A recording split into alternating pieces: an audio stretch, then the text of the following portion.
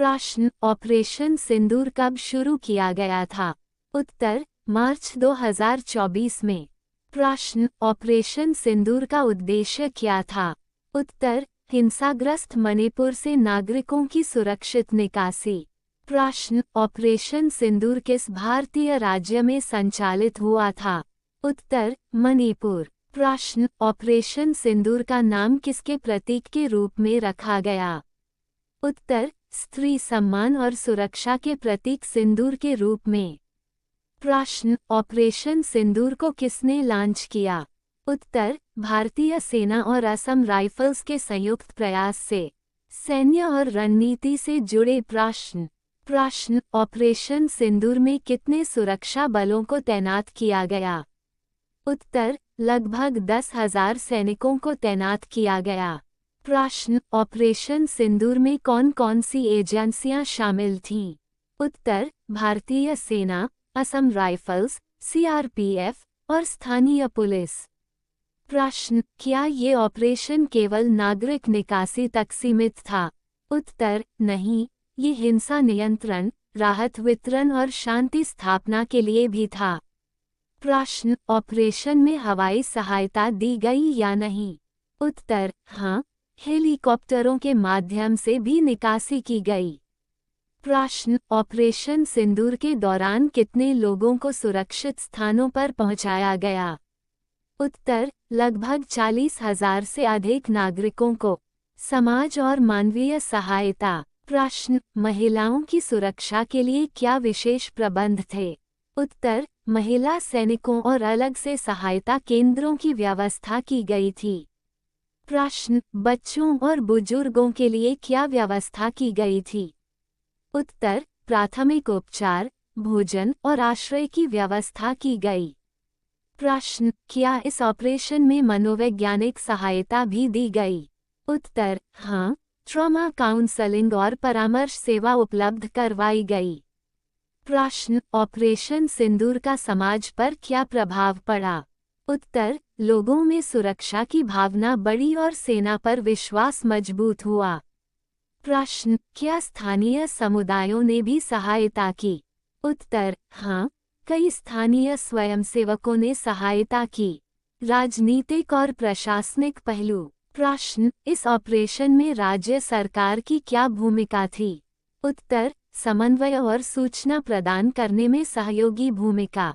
प्रश्न, क्या ऑपरेशन सिंदूर को केंद्र सरकार का समर्थन प्राप्त था? उत्तर, हाँ, यह एक केंद्र सरकार समर्थित मिशन था। प्रश्न, किस केंद्रीय मंत्री ने ऑपरेशन सिंदूर की निगरानी की?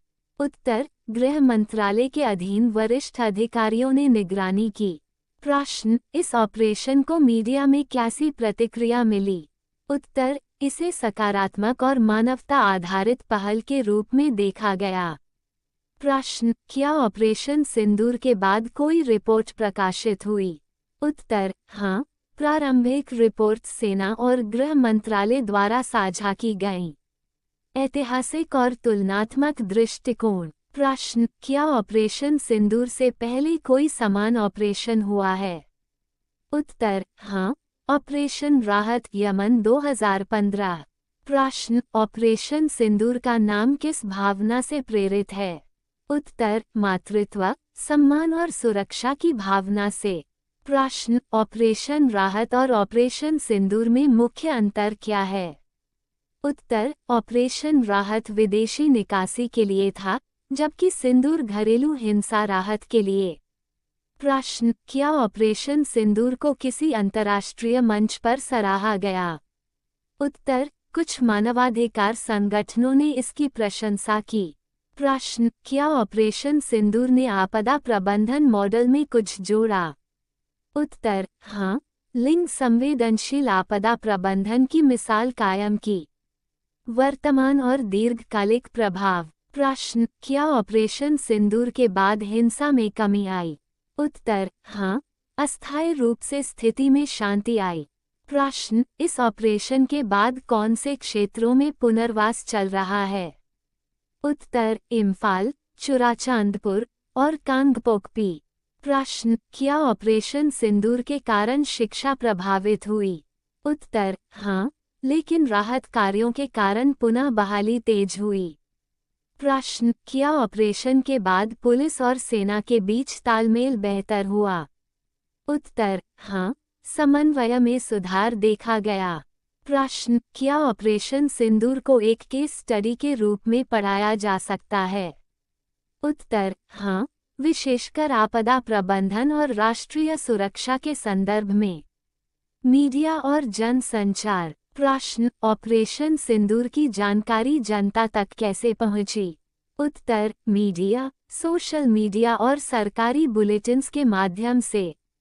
प्रश्न, किस चैनल या अखबार ने प्रमुखता से इसे कवर किया? उत्तर कई राष्ट्रीय समाचार चैनलों और अखबारों ने विस्तृत कवरेज दी। प्रश्न, क्या ऑपरेशन सिंदूर पर कोई डॉक्यूमेंट्री बनी है? उत्तर प्रस्तावित है, निर्माणाधीन है। प्रश्न, ऑपरेशन सिंदूर सोशल मीडिया पर कैसे ट्रेंड हुआ? उत्तर हैशटैग ऑपरेशन सिंदूर और हैशटैग सेफ मणिपुर जैसे ट्रेंड चलाए गए। प्रश्न, क्या इस ऑपरेशन की आलोचना भी हुई? उत्तर कुछ मानवाधिकार समूहों ने पारदर्शिता की कमी को लेकर प्रश्न उठाए। तकनीकी और लॉजिस्टिक पहलू। प्रश्न, ऑपरेशन सिंदूर में जीपीएस या ड्रोन का उपयोग हुआ क्या? उत्तर हाँ, निगरानी और मार्गदर्शन के लिए। प्रश्न, किस तकनीक से राहत सामग्री वितरित की गई? उत्तर मोबाइल ट्रैकिंग और डिजिटल मैपिंग से।